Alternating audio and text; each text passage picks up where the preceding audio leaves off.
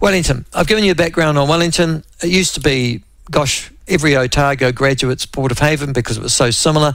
It's not now. Oh, maybe it is. Maybe it still is. Maybe Dunedin and Wellington are still interconnected in a sort of spiritual way. Certainly by their topography and by their weather they are. And also perhaps by their political outlook, to be fair. But it is so critical that we understand, the rest of us not living in Wellington, how pervasive the influence of those institutions are upon government policy, and why it is difficult for National Actor New Zealand First to get independent advice that isn't disconnected from that woke particular ideology. Joining us, though, and what I hope is going to be the first of many letters from Wellington, is Councillor Tony Randle. Now, I should declare an interest straight away. Actually, I'll do that. I'll get Tony on now, and then I'll declare my interest. Tony, welcome to the show. Good to have you on. Lovely to hear from you. Thank you. And look, I'm amazed by that phone call you had earlier from Josh. Yeah, it really makes you think. I really appreciate that you've got a very intelligent audience. We have. And a growing intelligent audience too, I might add, Tony. Now, Tony, I should explain Tony and I used to go to Otago University together, didn't we? Tony, what degree did you do it? I seem to remember you doing information technology or something. Is that right? Computer science, it's called. Computer science, that was the called. Yeah, that's right. You were very advanced for your time, weren't you? Because computer science was at its very early functions then. Look, and we've gone so far, it's very disconcerting. I went back to a reunion and had a look at the Computer Science Museum, and so I'm of an age that I looked in there and I didn't recognise anything except the two oldest computers in the museum. Yeah.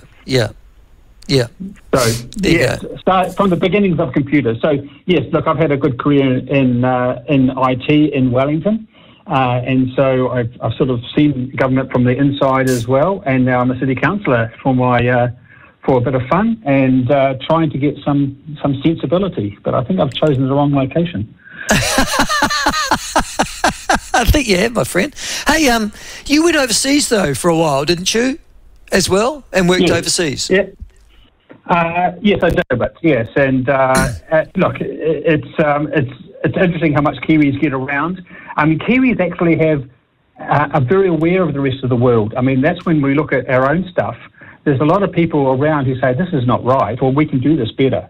And half of the trouble these days is just getting that information into the government agencies to say, look outside, get some new ideas. And I think that's possibly what's happening to a certain extent with this new government. I'm interested, though, that you chose so late in your life. You've never been political that I've been aware of, Tony, but you chose to stand for the Wellington City Council, 18 months ago. Why did you do that? Look, I raised a family in Johnsonville, which is a suburb north of the CBD. It's a wonderful place to raise a family, but the city has an incredible level of silliness to it in some ways, and I think it's because there are so many smart political players around in our city, and a lot of them flow in and out of the city council, as well as, of course, through Parliament and all the rest of it. So it's a very political place, and I'm always interested in whether decisions are made that are logical or whether they're made because they're political.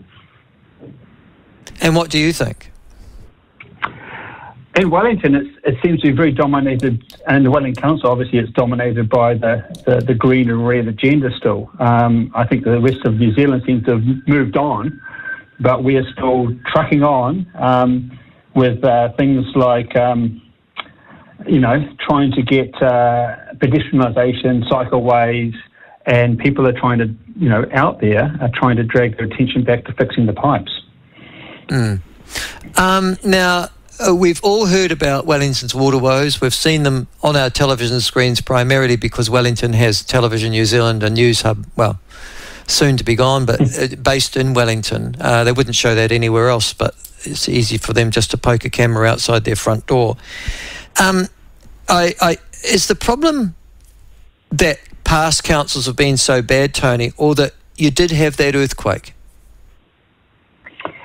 The problem is threefold. I think when we had the Kaikoura earthquake, it caused more damage than people realised. And unlike Christchurch, we didn't get, the government, rescue come flying in and fixing the problems, because the damage was much more chronic than acute.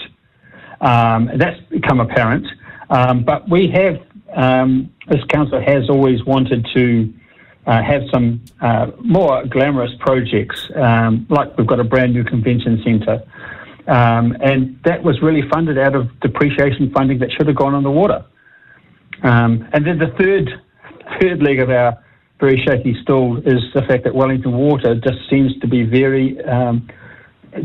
incapable of getting on top of doing its own job.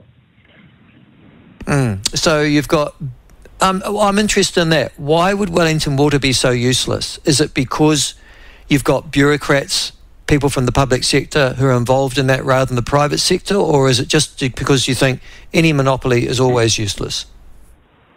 It is a bit of a classic government monopoly, but the arrangement they've got is they've actually contracted out their work under a big master contract, and they're not very good, as many government agencies are, about holding the contractors to account. Yeah, and so yeah. It takes some very smart people who know stuff and some hard-nosed people to really get the best deal. A lot of the people that are coming to work for councils and places like that are people who want to do good works. And I appreciate that, and we're better for it. But, you need that sort of you need a mixture of people, because also you need those people who are saying, this is not good enough, we're going to go and change contractors. Now, the last time I talked to you, you were having a code of conduct with you, which was essentially a gagging attempt. You and I think 4 or 5 other councillors, Tony. How far has that progressed? So we've had the final report. I had a code of conduct put on me and 4 others, partly because, as now we can talk about it, the council decided to loan some money for Reading Cinema, loan money to an American multinational so that who had promised to fix up their cinema on Courtney Place. At the time, we couldn't say that. And I tweeted out that if this is the day after we found that the town hall project was going to cost another $100 million, the day after we were doing this deal. And I simply tweeted out saying if the public knew what we were doing, they would be incandescent. And I think that's proven to be true. But now, partly due to the code of conduct, that we've actually managed to get this information in the public arena. They're still going ahead with the deal. But people can see what the nature of the deal is, and they're able to make their own judgment. The thing that I'm agog at, and we're talking about Wellington here, the seat of government for over 100 years, where the way in which you do business, public business, is meant to be open and transparent and democratic and accountable, etc. That when you're going to spend money on bailing out a particular private enterprise, that is considered secret. Why? What was the logic here to deny the tens of millions of dollars that you were going to give to Reading Cinemas? Well, it was a deal that was still being negotiated. That's why it was secret. And the deal is still being negotiated, and there are some elements of the deal that are still secret. But there are only 2 parties, you and Reading. I mean, that's not secret. I can talk about that now, but it's only, I had a code of conduct, and others, not me, but others had a code of conduct when they indicated, or they didn't name Reading as the other party. Look, I think councils, big organisations do commercial deals, and they need confidentiality until it's all settled. I accept that. But this is just a terrible deal. And so people need to know, there needs to be a way of flagging in the public interest, hey, this is a terrible deal. And that's what we've sort of done and succeeded in doing, I think. Okay. The other thing is I've noticed, and I come to Wellington infrequently, but I come. like many people, you travel there for business or, obviously for the platform and things like that, also for friendships, etc. And I look at Wellington and I know what Wellington was like when I was living there 20 years ago, and I've commented on that. I guess you have too. But now I think it's the Wellington Post you've got now. They've got rid of the word Dominion because apparently that offends people.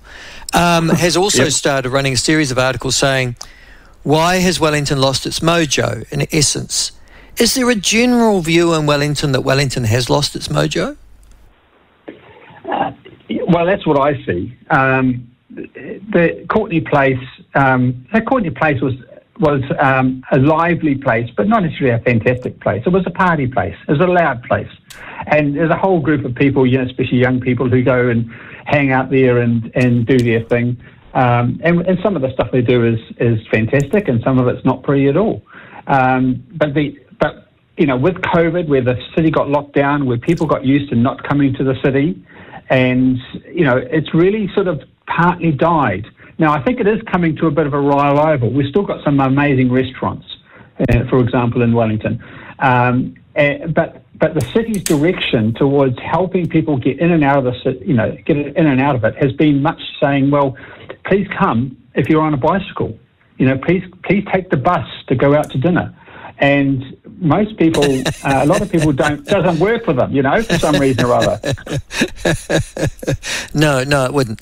But the other thing about Wellington was retail, and I think most people would know that you walked along Lambton Quay and up Willow Street, and that was considered to be wow. You had Kakaldi's there. Golden Mile. Yeah, the Golden Mile. It was lovely. And then you could walk a bit further, and there you're into Courtney Place and the sort of restaurant, theatre, the sort of, as you say, the party area of town. Wellington was a vibrant place, and when they were making Lord of the Rings there, and The Hobbit, that was even more amplified. Oh, but I walk along, and it was walkable, and it was all walkable. And Cuba Street, don't forget Cuba Mall. Yeah, it was all. You say, we're going to head over to let's say the what's it called now? You could pick a pub and walk over there, the Malt House or something like that, if we feel like going to the movies, let's go get a kebab, and it was all walkable. So people came in and they had a good time.